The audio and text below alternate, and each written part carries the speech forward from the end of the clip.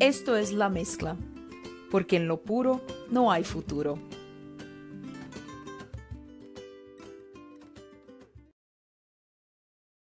Esse aqui é o La Mezcla. Síguenos en Instagram, @LaMezclaPodcast, para enterarte de todas as novidades. Dá para ouvir a gente no Spotify e na Amazon Music.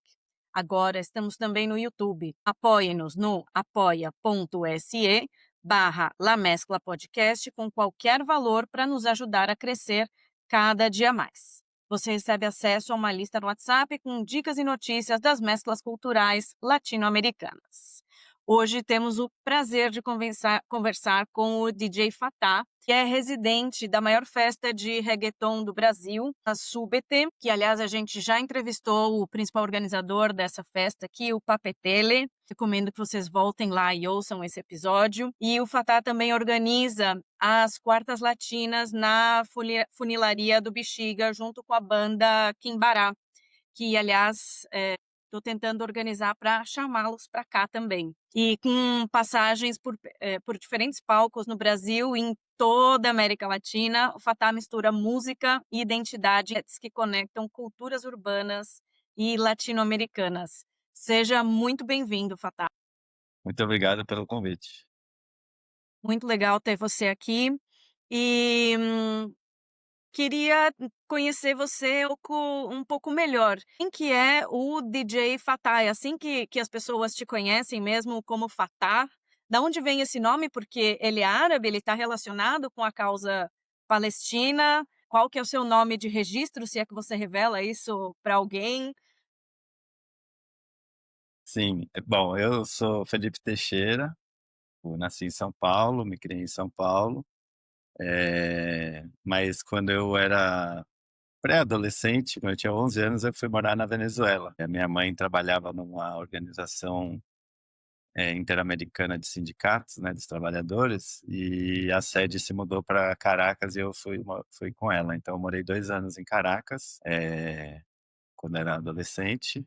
E aí foi meu primeiro contato, assim, com a cultura latina fora do Brasil, né? Experimentar mesmo, enfim, aprender espanhol e ouvir muita salsa, merengue.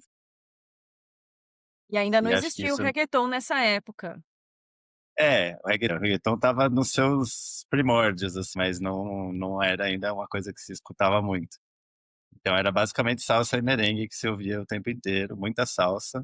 E, enfim, e aí eu acho que isso ficou um pouco comigo, assim, depois eu voltei.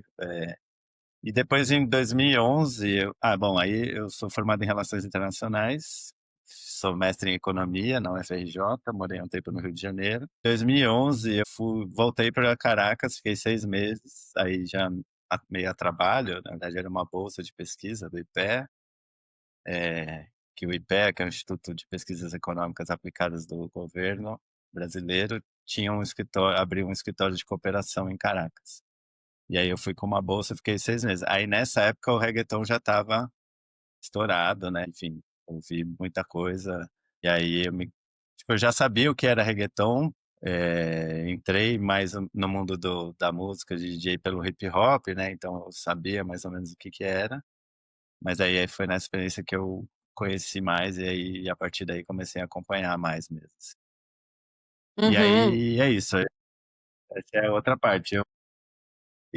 Quando eu tinha uns 16, 17 anos, meu irmão tinha uma banda e era DJ também, e aí eu ia nos shows dele, e aí eu comecei a sair com ele onde ele tocava, e aí eu ficava sempre com o meu irmão e os amigos DJs dele, sempre ali na cabine, olhando e tal, aí fui aprendendo, aí eles começaram a deixar eu tocar no comecinho, aí eu escolhi uns equipamentos, comecei a treinar em casa, e aí foi assim que eu virei DJ. E esse é o seu trabalho. Ou Não, você na tem verdade ou eu você tem outros trabalhos, outras fontes de renda, outras coisas que você faz na vida? Sim, eu sou servidor público, na verdade, da Prefeitura de São Paulo, concursado. Mas hoje em dia eu brinco que minha profissão é ser DJ e o meu hobby é trabalhar na prefeitura de manhã. E o nome Fatah veio da faculdade, na verdade, porque era o meu apelido na faculdade, eu usava uma cofia palestina e tal, e aí o pessoal ficava me me zoando e começaram a me chamar de Fatah por causa de um debate que teve lá. E aí ficou meu nome, e aí quando eu resolvi virar DJ, digamos, de forma mais profissional, eu falei: "Ah, já todo mundo me chama de Fatah, vai ser DJ Fatah mesmo". E Olha só que interessante, ainda mais com toda a situação da Palestina hoje em dia, esse exato, nome já tem um outro peso, né. tal, é. E na época o Fatah ainda era o Arafat, ainda estava vivo, então era uma coisa diferente. A gente vai entrar agora mais no tema dessa conversa, que eu te convidei justamente para falar sobre Porto Rico e regueton. Conta um pouquinho do status político, de Porto Rico hoje. O que é Porto Rico agora, em meados de 2025? É um país independente? Não é um país independente? Como que é a situação? Então, Porto Rico não é um país independente, é considerado um território não incorporado dos Estados Unidos, que são basicamente o nome que eles criaram para algumas ilhas que são submetidas à soberania dos Estados Unidos, mas que não fazem parte do território nacional de verdade, não são estados americanos, né, como os 50 estados. Então isso aconteceu em 1898, né, Porto Rico era uma colônia espanhola, teve uma guerra entre a Espanha e os Estados Unidos ganhou, e ao derrotar a Espanha eles ficaram, a Espanha cedeu Porto Rico, Cuba, Filipinas e uma ilha chamada Guam para os Estados Unidos. Então desde então fica sob a soberania americana. Depois, em 1917, o Congresso americano aprovou uma lei que deu cidadania para quem era porto-riquenho, para quem nascia na ilha. Então, hoje, os porto-riquenhos são considerados cidadãos americanos, só que eles não têm direito de votar, não têm representante eleito no Congresso, não podem votar para presidente. Eles pagam impostos para, os Estados Unidos. Sim, eles têm o governo local, né, que é o governador da ilha, mas faz, né, é parte dos Estados Unidos, né, apesar de não ser estado. E aí, em meados do século XX, nos anos 50, eles aprovaram, né, teve um movimento político lá em Porto Rico e eles aprovaram nos Estados Unidos um status político que eles chamam de Estado Livre Associado, que eles chamaram de Estado Livre Associado.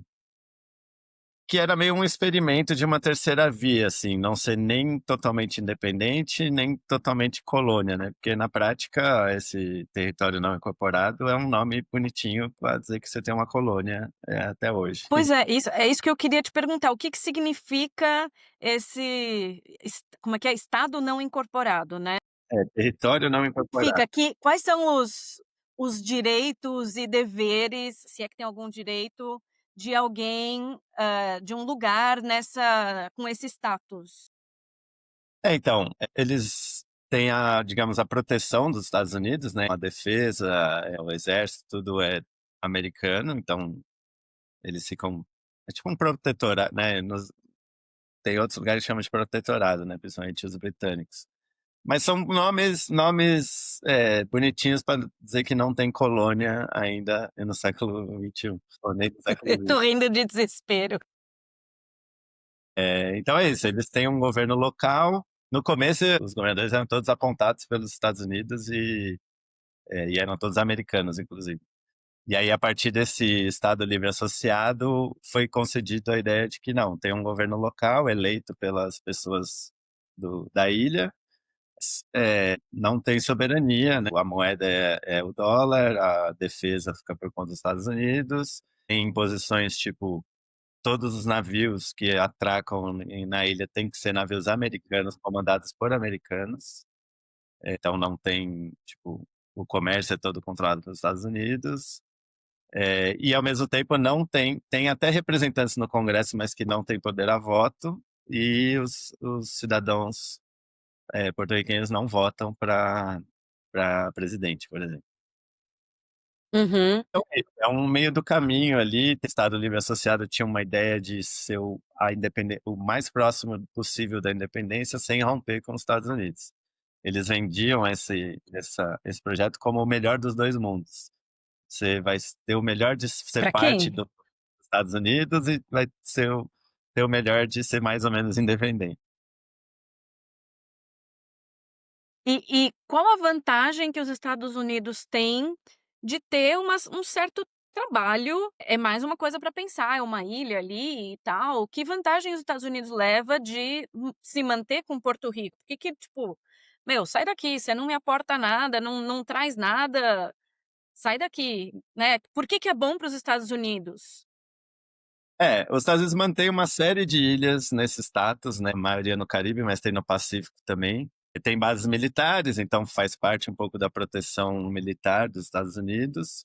Mas Porto Rico se tornou muito um espaço de experimentação, meio que um espaço que eles podem experimentar políticas, experimentar coisas que nos Estados Unidos não daria para fazer, mas como lá é deles, mas não é, eles podem experimentar. Então, desde uma exploração econômica mesmo, né? O projeto de desenvolvimento desse Estado Livre Associado nos anos 50 era a ideia de promover a industrialização da ilha a partir de incentivos fiscais para atrair investimento externo. Em Porto Rico foi meio que um experimento desse modelo de terceirização da produção industrial para países com mão de obra mais barata, que depois, com a OMC e os tratados de livre comércio nos anos 90, se expandiu para o México e para a China também, né? Porto Rico foi o primeiro experimento disso, assim, e se a gente botar umas indústrias lá e contratar uns trabalhadores que recebem menos e tem menos direito do que os americanos e vai baratear a produção. Então, Porto Rico, posso imaginar, me corrija por favor, é um lugar industrializado? Mesmo que Então, com indústria estrangeira? é, no começo era uma grande fazenda, né, de cana, e tinha várias corporações americanas que se aproveitavam disso. A partir dos anos 50 teve esse projeto de industrialização, é, que funcionou mais ou menos, né? Teve algum investimento externo que criou alguma indústria lá, mas uma desigualdade muito grande, né? A maioria da população muito pobre. A desigualdade em Porto Rico é muito maior do que em qualquer outro estado americano. Só que aí o problema é esse, é que nos anos 90 esse modelo se expandiu para outros lugares e no começo dos anos 2000 esses incentivos fiscais acabaram.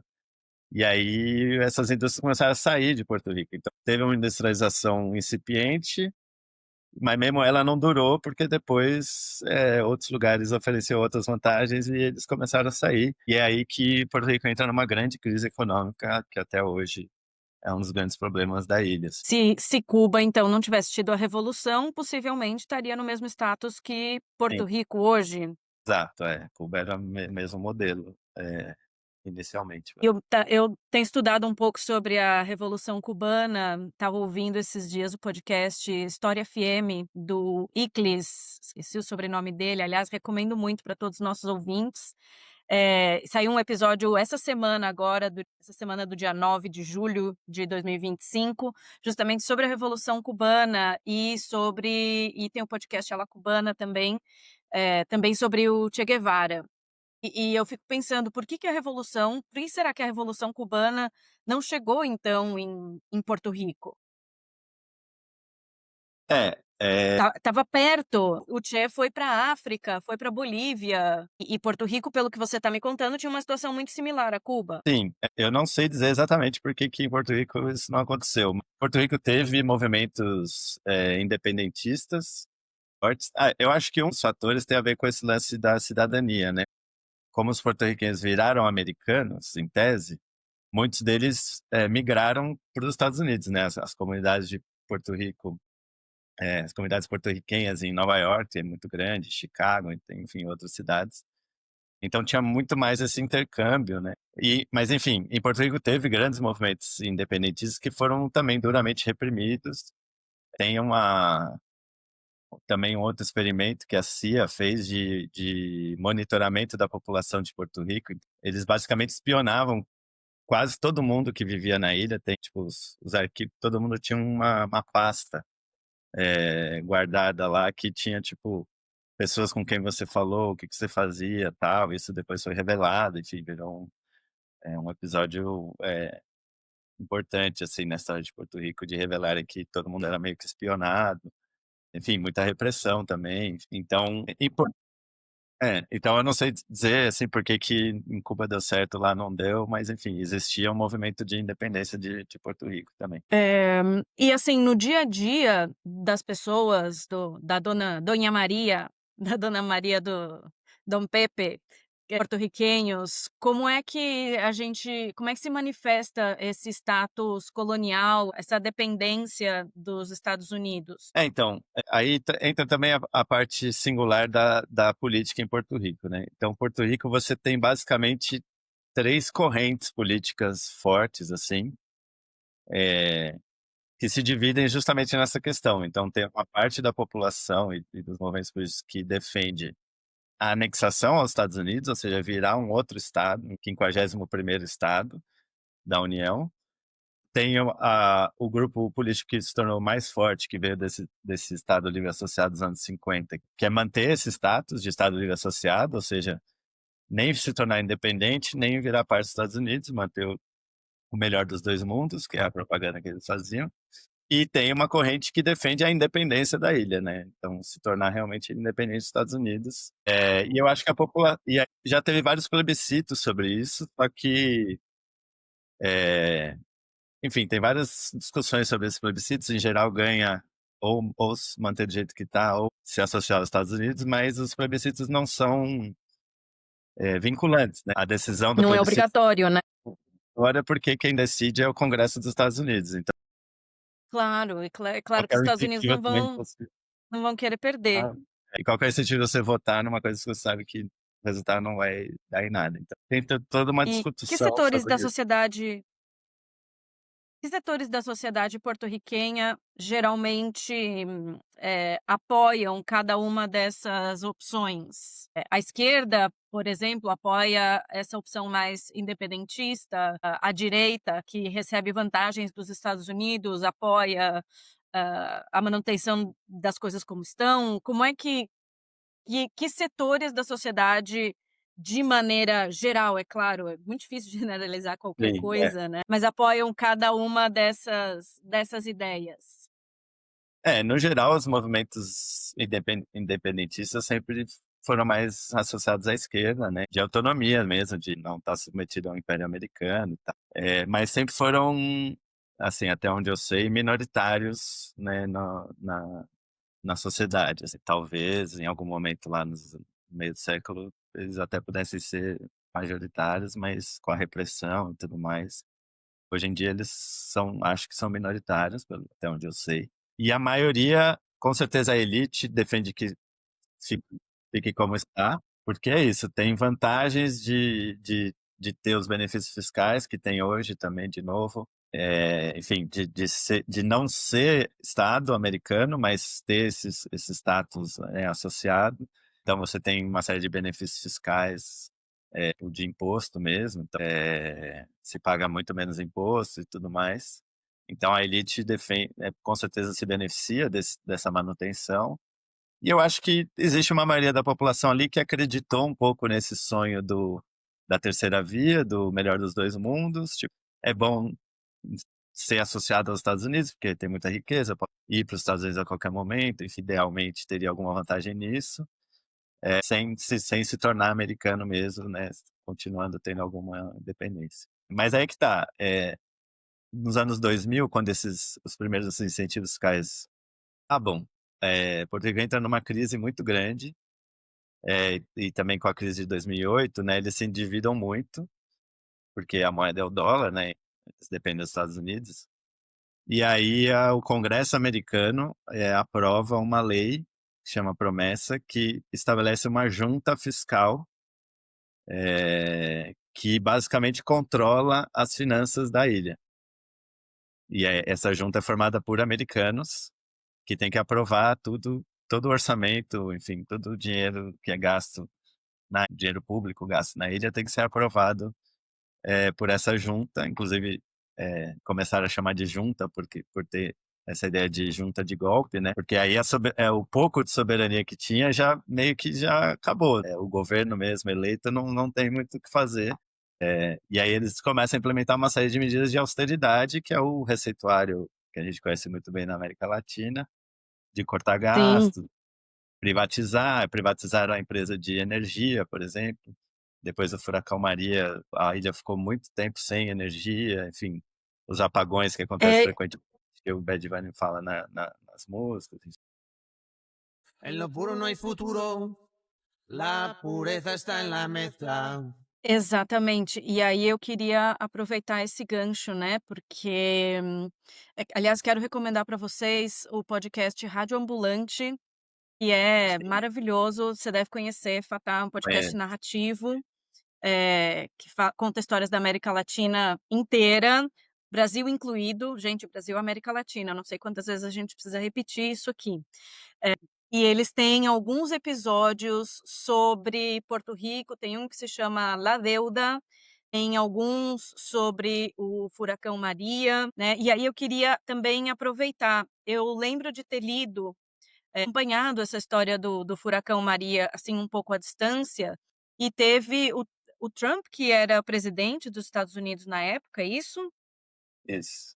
E ele visitou Porto Rico, sei lá, depois de quanto tempo que o furacão tinha passado. O furacão foi absolutamente devastador, eles ficaram sem energia, ficou tudo parado, tudo bloqueado, um desastre, um horror. E aí ele chegou lá e falou 2 ou 3 coisas muito toscas e não ofereceu nenhum tipo de ajuda para Porto Rico, né. Apesar de Porto Rico pagar impostos para os Estados Unidos, na hora de receber essa proteção, na hora de receber os direitos de formar parte dos Estados Unidos, eles não receberam nenhum tipo de ajuda. É isso mesmo? É isso. O furacão Maria também deixou claro isso, que os Estados Unidos têm, né, um fundo de emergência que eles usam para desastres naturais. Mas aí ficou claro, no caso do furacão Maria, que é isso, tipo, o que eles usam nos Estados Unidos é diferente de Porto Rico. E na época do governo Trump ainda, eles meio que não ajudaram, pelo menos não como deveria, né? A devastação foi muito grande e demorou muito para reconstruir, para retomar as coisas, para a energia voltar e tal, porque os Estados Unidos basicamente não deram a ajuda que era necessária, né? Foi um pouco o que E aconteceu. agora? É, Foi em 2000 e o furacão Maria foi em 2010? não, foi mais recente, foi 17, eu acho, ou 18. 2017, foi em 2017. Você esteve por lá desde que o furacão passou? Você já esteve por lá alguma vez? Não, eu nunca fui, eu tô indo agora em agosto a primeira vez, a gente vai ver o show do Bad Bunny lá. Ai, que inveja, me leva na mala. Para viajar para Porto Rico, você precisa ter o visto americano, né, o que dificulta bastante para quem não tem, né. Como eu já tinha ido para os Estados Unidos e tal, foi mais fácil. Bom, então, na volta você me conta como é que tá Porto Sim. Rico num segundo governo Trump e já há tantos anos, né, pós-pandemia, pós-furacão Maria. E teve outros desastres naturais, depois do furacão Maria em Porto Rico, né, então já não basta a dívida e todos os programas de austeridade, a falta de ajuda dos Estados Unidos, furacão Maria, e de lá para cá ainda teve outros desastres naturais, não foi Eu isso? acho que teve um outro furacão mais recente, não tão grande quanto o Maria, mas que, enfim, também não foi bom, assim. Enfim, como eu estava dizendo, privatizaram muita coisa e aí recentemente teve uma aprovação de um novo incentivo fiscal, mas dessa vez é um incentivo que é para basicamente para milionários americanos se mudarem para a ilha. Então, se você muda a sua residência para a ilha, o que significa que você tem que passar mais da metade do ano lá, em tese, você ganha isenção, você não paga quase nada de imposto. Então, o que está acontecendo é que muitos ricos americanos estão se mudando para Porto Rico e investindo em coisas de turismo, né, em resorts, em comprar propriedades e tal. E isso é a outra parte que o Bad Bunny fala bastante da gentrificação, da tentativa de privatização das praias, de estar se tornando muito. Já está difícil e está se tornando caro viver em Porto Rico porque tem muito turista, tem muito americano se mudando, com padrão de vida, né, totalmente diferente. Isso está dificultando cada vez mais porque a população permanece. Então, o êxodo de porto-riquenhos para os Estados Unidos aumentou bastante. Já foi historicamente muito grande, mas aumentou bastante nos últimos anos. E os porto-riquenhos estão de alguma forma sujeitos a essas maluquices de deportação do Trump, porque eles são estadunidenses, eles têm o passaporte estadunidense, mas a gente tem ouvido relatos de cidadãos estadunidenses com origem em outros lugares sendo deportados, né. Você sabe como é que tá essa situação por lá? Então, essa é outra maluquice, né, que é as políticas de imigração que estão atingindo pessoas que, em tese, estão legais nos Estados Unidos e, mesmo assim, estão sendo deportadas. Os porto-riquenhos têm uma proteção a mais, que eles, de fato, são reconhecidos como cidadãos, né? E, enfim, a maioria mora em cidades, Nova York, Chicago, que são cidades progressistas, são um pouco mais difíceis do governo federal atuar, né, nessa frente, né? Ainda que eles estejam forçando a barra, por exemplo, em Los Angeles, que também era uma cidade mais progressista, que eles estão mandando a Força Nacional lá para deportar a gente. Mas sim, os portugueses têm uma proteção maior de ser deportado, porque eles são cidadãos desde 1917. Em tese, eles não podem ser deportados. Pois é, eu não sei, às vezes eu penso, o Trump é tão fora da casinha, assim, tão, sabe, aparecem umas coisas que você fala: "Meu Deus, daqui a pouco eles vão deportar Porto Ri a ilha inteira do guarda-chuva dos Estados Unidos". E aí, sei lá, da esquerda porto-riquenha vai ficar feliz, né. "Bom, estamos livres, pelo menos desses aí a gente tá livre", né, tá querendo terraplanar a Palestina, por que não deportar Porto Rico, toda a ilha dos Estados Unidos? Na campanha do Trump, um pouco antes da eleição, teve um evento de campanha lá, um comício, que um comediante subiu para fazer piadas e aí ele fez uma piada que era: o que que é um monte de lixo boiando no meio do mar? É uma ilha que chama Porto Rico. E isso, enfim, pegou muito mal também a comunidade. Enfim, mesmo assim. En la mezcla de lo puro, ya antes que puro fue mezcla. Nossa, e bom, tudo isso que você está contando se manifesta muito na música, né. A gente já teve aqui no La Mescla, né, várias discussões sobre regueton, como se é música comercial, se é música de verdade, se não é só tum-pá, tum-pá, tum-pá. A gente já discutiu isso por aqui amplamente, Uhum. e aqui nesse tempo de entrevista você já mencionou o Bad Bunny umas 3 vezes pelas minhas contas. Sim. Fala um pouquinho mais sobre o Bad Bunny, porque ele está vindo aqui para o Brasil, né. Quando que vai ser o show em São Paulo, no Allianz Parque? Ano que vem, É, 2026?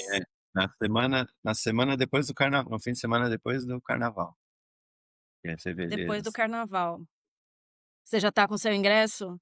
Já tô com o ingresso. É claro. Hoje? Hum. Fala um pouco, para começar, do Bad Bunny. Tem toda essa questão política e como é que o regueton, a música, a arte em geral, entra em Porto Rico dentro desse contexto político? Bom, Porto Rico tem uma cultura riquíssima, né? Porto Rico é uma ilha no Caribe, né? E eu acho que tem uma composição, assim, racial da sociedade que é até um pouco mais parecida com o Brasil. Lá eles têm uma questão de miscigenação, tem muitos negros, os indígenas e os europeus, né? E aí tem os ritmos afro-porto-riquenhos, que é a bomba e a plena, que até hoje são muito fortes.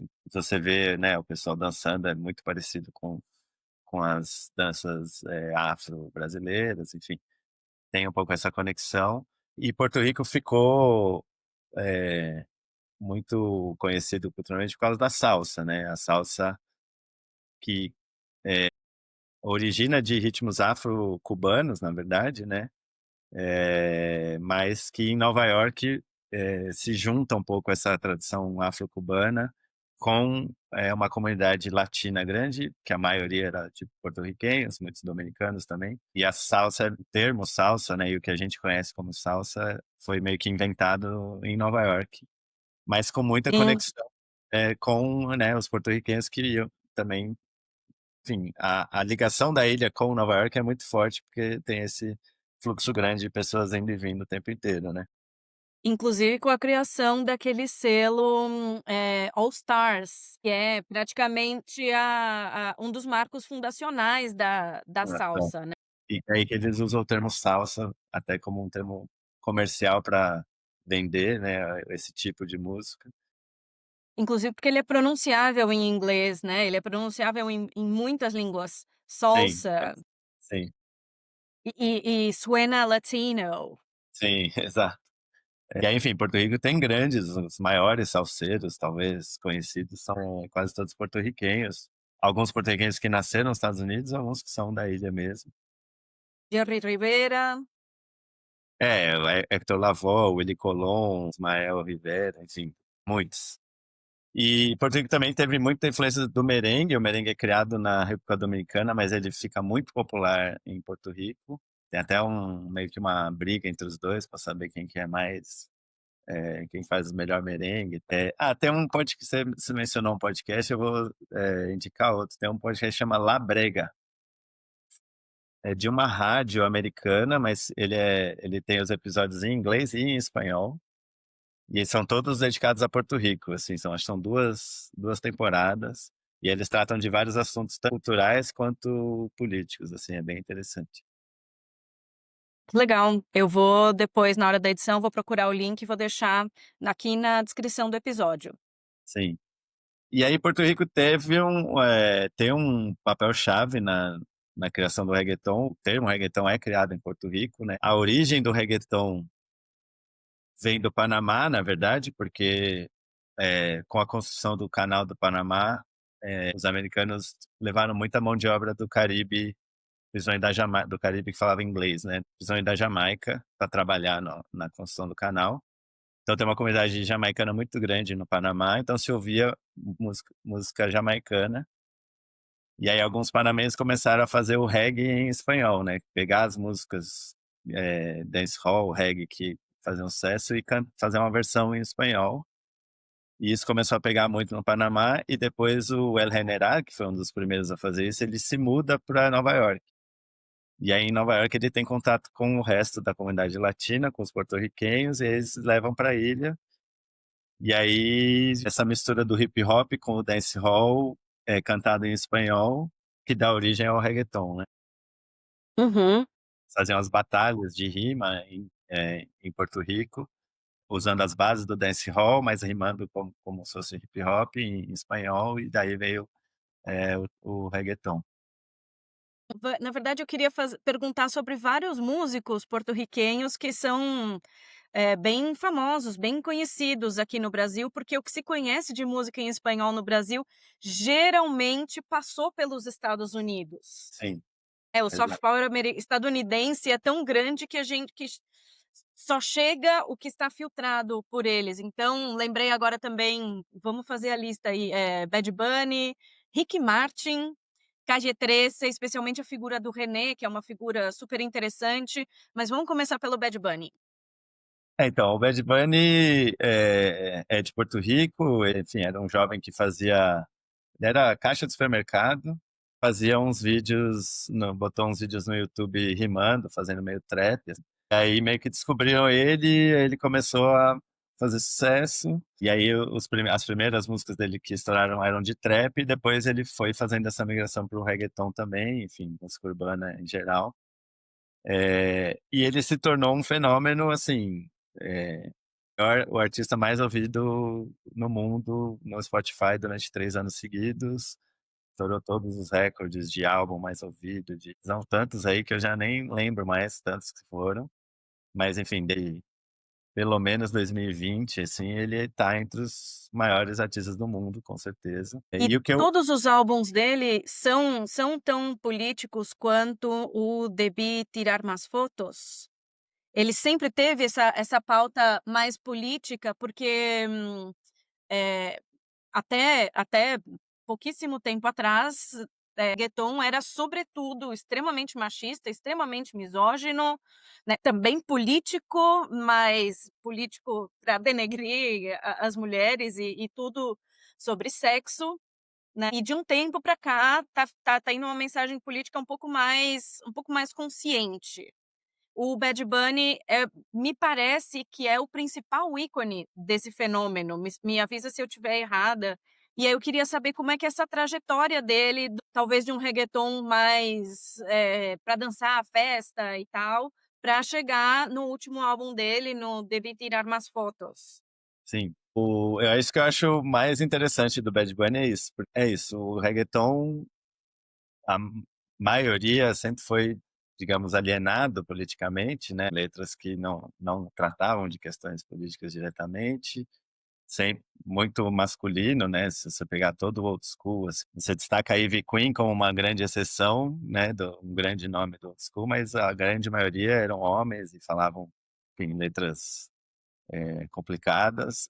O que eu acho interessante é que o Bad Bunny, logo quando ele começa a fazer mais sucesso, ele já começa a questionar algumas dessas coisas. Ele não entra tanto na parte de política mais institucional, digamos assim, mas ele, por exemplo, é, teve um caso, ele foi apresentar no Jimmy Fallon, se não me engano, que é um desses talk shows americanos, né, que o artista vai e se apresenta. E um pouco antes tinha tido um caso de uma mulher trans que tinha sido assassinada em Porto Rico. E aí ele vai com uma saia e uma camiseta em homenagem a ela fazer o show. Então, enfim, e letras como Ella Baila Sola, enfim, ele já começa a questionar um pouco esse machismo e essa heteronormatividade, assim, né? Ele se vestia muito, principalmente no começo, assim, de forma mais andrógina, assim, né? Botava unha, enfim, maquiagem e tal.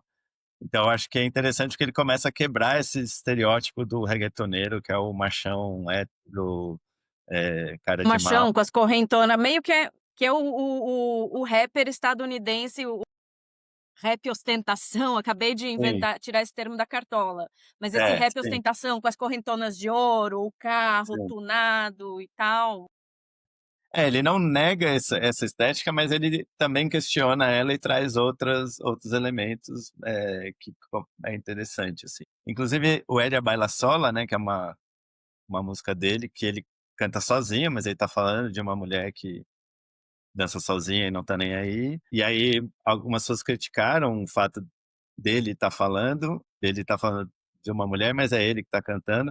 E aí ele faz um remix com a Ivy Queen e a Nessie, que é uma outra artista que tava começando, tipo, para incorporar também a crítica que foi feita. Enfim. Ele tem vários episódios assim, e aí tem o caso em 2019 ou 18, não lembro, que teve um escândalo de corrupção do governador de Porto Rico. Na verdade, varam uns WhatsApp dele, que inclusive tinha umas expressões meio racista, machista e tal, mas também tinha um escândalo de corrupção associado.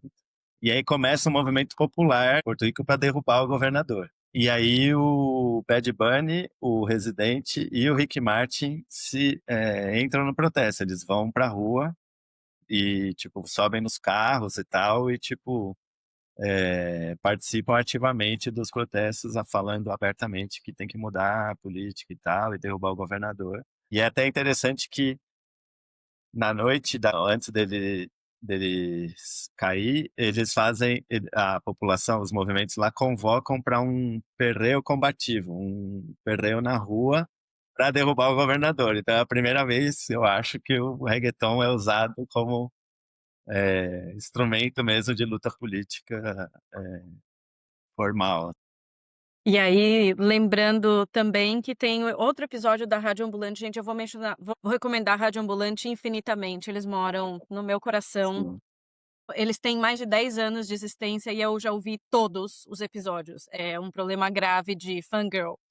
Mas eles têm um episódio que chama Hasta Abajo, que fala justamente sobre feminismo e reggaeton, como o reggaeton pode também ser político, né? Recomendo muito também, vou deixar aqui na descrição do episódio. sim. E o Bad Bunny também já tem letras já há um tempo que falam sobre a questão política de Porto Rico. Ele é um defensor da independência mesmo. E aí, enfim, depois quando veio o Um Verano Sem Ti, né, que tinha sido o maior álbum dele até esse desse ano, tem músicas como El Apagón, que ele fala dos apagões, e aí o clipe da música começa a parte, a introdução da música, que é uma bomba tocando, né, e ele vai falando de como é essa vida em Porto Rico hoje em dia. Aí o clipe interrompe, eles têm uma jornalista independente lá de Porto Rico, que é famosa no Instagram.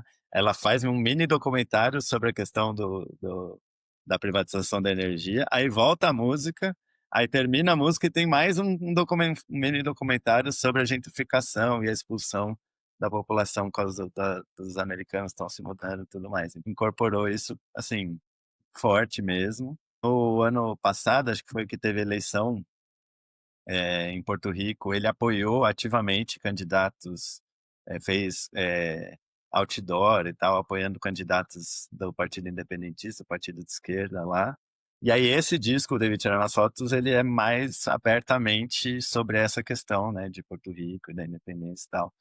Até que tem a música Louca, ele passou a Hawaii, que é o que aconteceu no Havaí. O Havaí também era uma ilha que foi ocupada pelos Estados Unidos, mas que se tornou um estado, depois de um tempo, se tornou um estado americano. E também tem os mesmos problemas de gentrificação, de os americanos estarem expulsando a população local. Então, quando ele falou o que aconteceu no Havaí, ele está dando um recado, fala assim, ó, vocês que acham que se tornar um estado americano é a solução, é só olhar para o Havaí para vocês ver que não vai adiantar, tem que ser independente mesmo.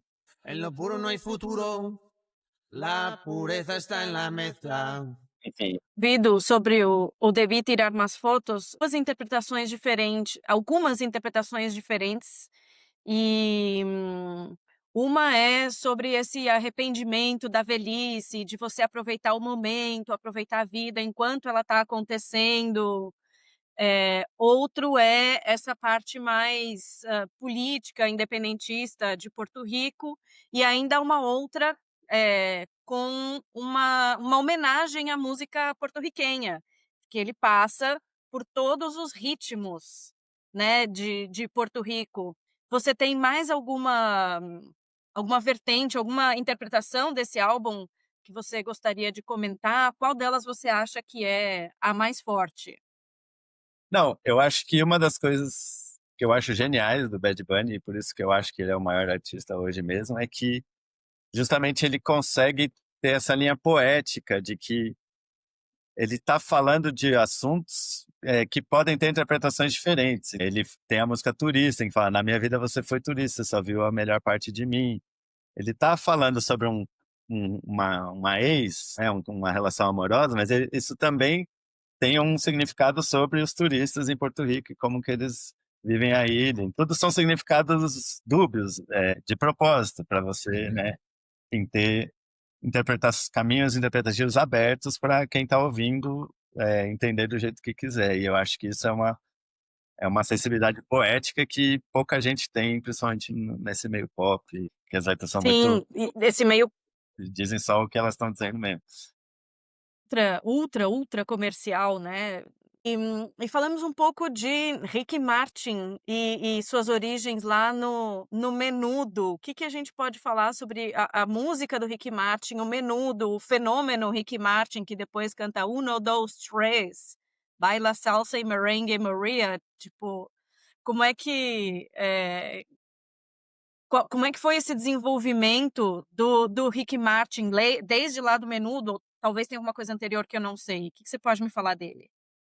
O Menudo é um caso interessante de como a cultura latina e a brasileira não são totalmente separadas como a gente acha, né? Porque Menudo era uma banda latina, enfim, fez muito sucesso lá fora, mas que entrou no Brasil, né?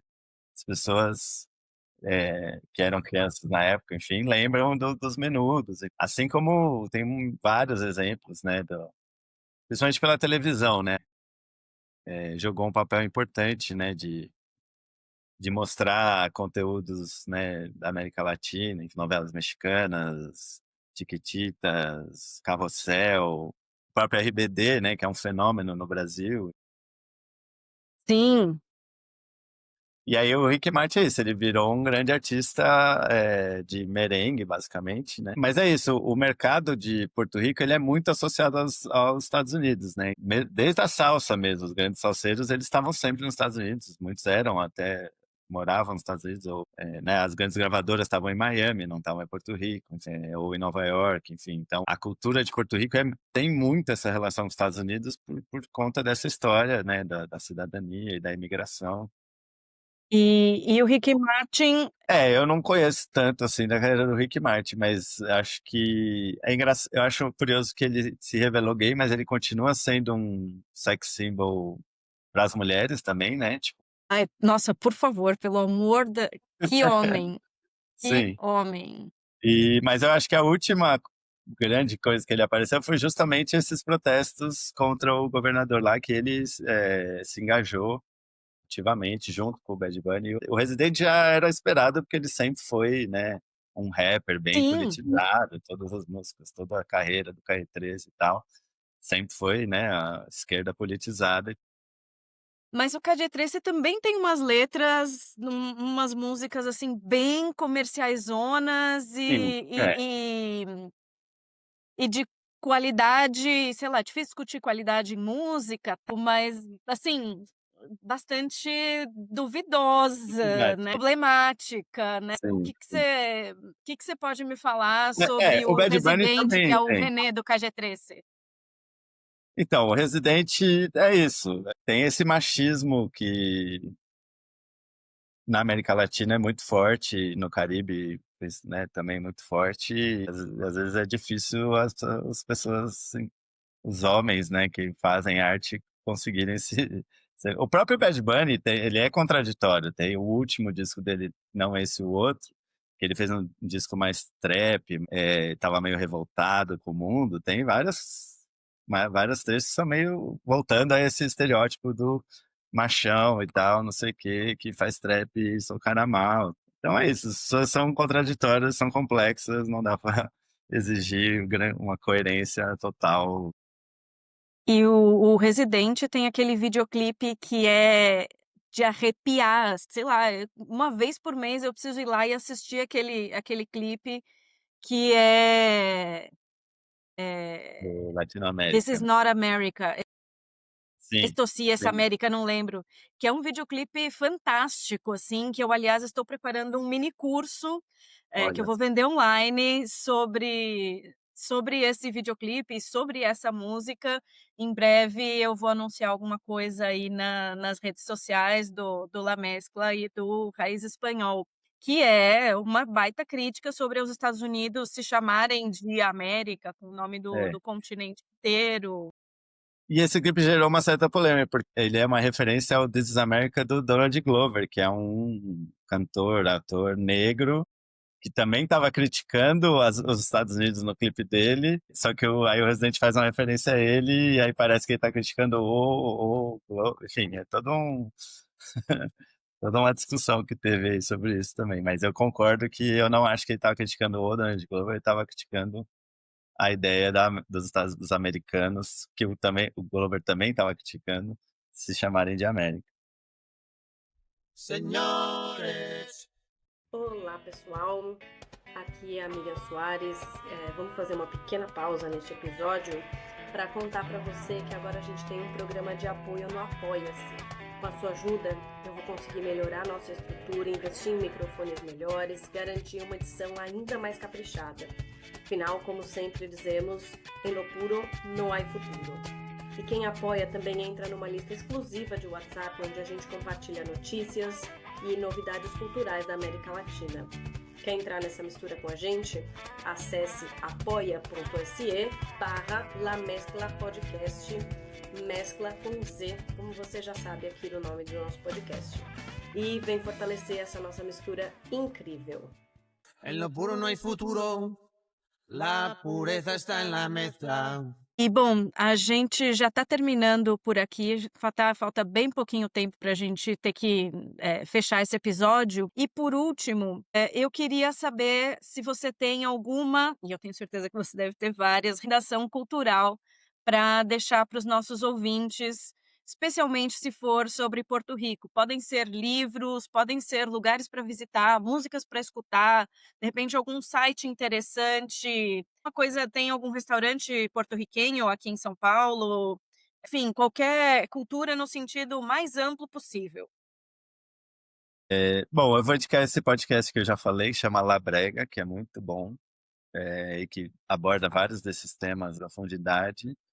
Inclusive, eles têm uma playlist para cada episódio, assim, das músicas que eles falam, é bem legal.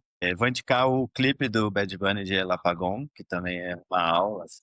E tem um livro que é o Bad Bunny, e quando lançou esse disco, último agora, eu devi tirar umas fotos, lançou o disco e ele lançou um visual de cada música no YouTube, antes de ter clipe, né? Cada música tinha um visual que era um resumo da história de Porto Rico. Em cada clipe tinha lá, era tipo uma parte de texto mesmo que ia trocando ao longo da música e você vai lendo e tal. E isso é baseado no livro de um historiador porto-riquenho. E o livro dele, eu até tenho o livro dele aqui. Enfim, depois eu pego o nome do livro dele, e posso passar. Que é um livro que conta essa história da resistência em Porto Rico, desde a colônia até hoje em dia, assim. Olha só, que legal, que legal. E tem alguma coisa que eu tenha esquecido de te perguntar? Alguma coisa que você gostaria de contar aqui para nossa audiência, para o nosso público do La Mescla? Putz, não, acho que daria para ficar falando sobre esse assunto durante horas, né? Sim, Acho, acho que a sim. gente cobriu os principais, pontos. Eu gostaria de passar cada entrevista que eu faço aqui, são pessoas, são entrevistados sempre tão interessantes que eu faria uma live eterna discutindo cada um desses assuntos, mas a gente tem que ter alguma limitação de tempo, senão o negócio vai embora. Tá, muitíssimo obrigada por estar aqui, por compartilhar seus conhecimentos com a gente. Você é muito bem-vindo para vir contar aqui das suas festas, das coisas que você tiver usando, das palestras, pode contar com a gente aqui. Muito, muito, muito obrigada por estar aqui com a gente. Obrigado pelo convite, adorei e parabéns por ter esse espaço de conhecimento, de troca sobre cultura latina em português e tal, acho muito importante. Muito obrigada e seja muito bem-vindo sempre que quiser.